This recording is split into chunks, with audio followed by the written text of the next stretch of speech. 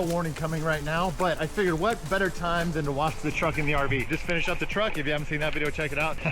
Should be fun. Let's get to it. I got a rag to wipe off the lens, so I'm gonna try to stay on top of that. Here we go.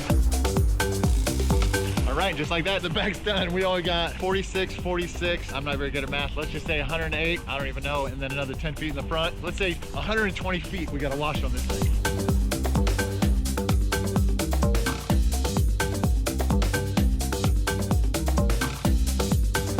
All right, I hope your little lens is clean right here. The RV is clean. Now we're gonna wait for Mother Nature to rinse off all the hard water that I put on here. I'm starting to get cold.